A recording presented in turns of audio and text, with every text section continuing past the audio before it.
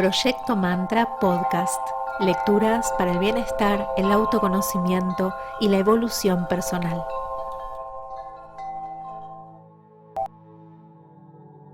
Quinto principio hermético. El principio del ritmo. Todo fluye y refluye. Todo tiene sus periodos de avance y retroceso. Todo asciende y desciende. Todo se mueve como un péndulo. La medida de su movimiento hacia la derecha es la misma que la de su movimiento hacia la izquierda. El ritmo es la compensación. Este principio encierra la verdad de que todo se manifiesta en un determinado movimiento de ida y vuelta, un flujo y reflujo, una oscilación de péndulo entre dos polos que existen de acuerdo con el principio de polaridad. Hay siempre una acción y una reacción, un avance y un retroceso, una ascensión y un descenso, y esta ley rige para todos: soles, mundos, animales, mente, energía, materia. Esta ley lo mismo se manifiesta en la creación como en la destrucción de los mundos, en el progreso como en la decadencia de las naciones, en la vida, en las cosas todas y finalmente en los estados mentales del hombre, y es con referencia a esto último que creen los hermetistas que este principio es el más importante. Los hermetistas han descubierto este principio encontrándolo de aplicación universal y han asimismo descubierto ciertos métodos para escapar a sus efectos mediante el empleo de las fórmulas y métodos apropiados. Emplean para ello la ley mental de neutralización. No pueden anular el principio o impedir que opere, pero han aprendido a eludir sus efectos hasta un cierto grado que depende del dominio que se tenga de dicho principio. Saben cómo usarlo en vez de ser usados por él. En este y en otros parecidos métodos consiste la ciencia hermética. El maestro se polariza a sí mismo en el punto donde desea quedarse y entonces neutraliza la oscilación rítmica y pendular que tendería a arrastrarlo hacia el otro polo. Todos los que han adquirido cierto grado de dominio sobre sí mismos ejecutan esto hasta cierto punto, consciente o inconscientemente, pero el maestro lo efectúa conscientemente y por el solo poder de su voluntad alcanza un grado tal de estabilidad y firmeza mental casi imposible de concebir por esa inmensa muchedumbre que va y viene en un continuado movimiento ondulatorio, impulsada por ese principio de ritmo. Este, así como el de la polaridad, han sido cuidadosamente estudiados por los hermetistas y los métodos de contrabalancearlos, neutralizarlos y emplearlos forman una de las partes más importantes de la alquimia mental hermética. Sexto principio hermético. El principio de causa y efecto. Toda causa tiene un efecto, todo efecto tiene su causa. Todo sucede de acuerdo con ley. El azar no es más que el nombre que se le da a una ley no conocida. Hay muchos planos de causalidad, pero nada escapa a la ley. Este principio encierra la verdad de que todo efecto tiene su causa y toda causa su efecto.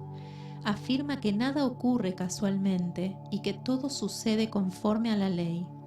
La suerte es una palabra vana, y si bien existen muchos planos de causas y efectos, dominando los superiores a los inferiores, aún así ninguno escapa totalmente a la ley.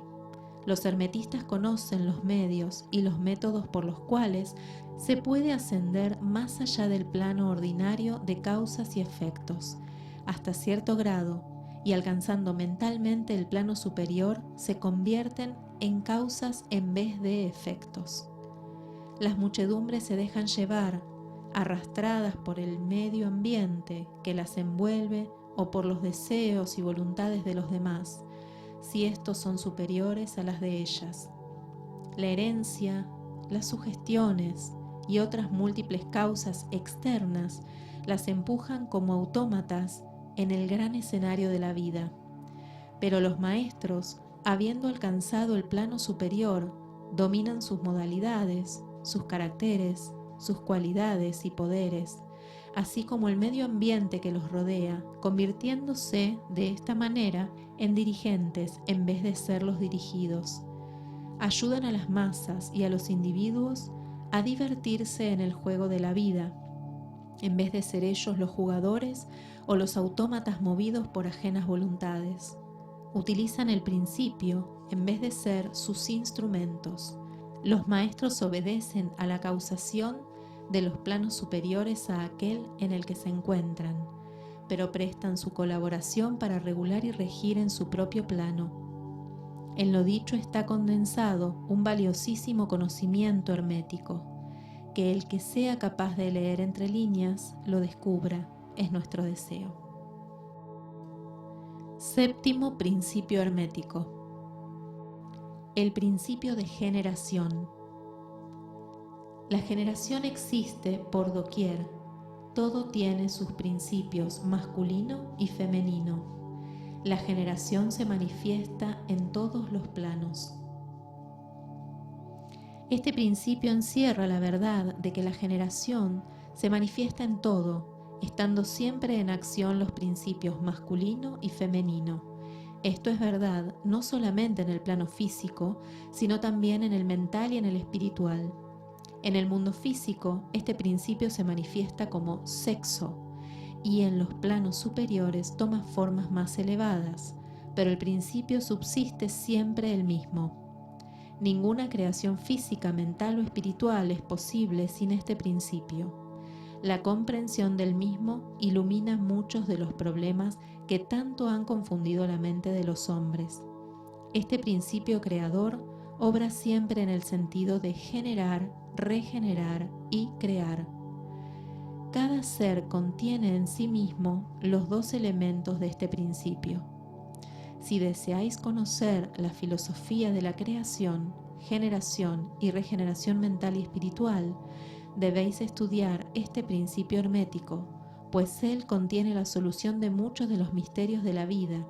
Os advertimos que este principio nada tiene que ver con las perniciosas y degradantes teorías, enseñanzas y prácticas que se anuncian con llamativos títulos, las que no son más que una prostitución del gran principio natural de generación. Tales teorías y prácticas no son más que la resurrección de las antiguas doctrinas fálicas, que solo pueden producir la ruina de la mente, del alma y del cuerpo. Y la filosofía hermética siempre ha alzado su verbo de protesta contra esas licencias y perversiones de los principios naturales. Si lo que deseáis son tales enseñanzas, debéis irlas a buscar a otra parte. El hermetismo nada contiene sobre ellas. Para el puro, todas las cosas son puras. Para el ruin, todas son ruines.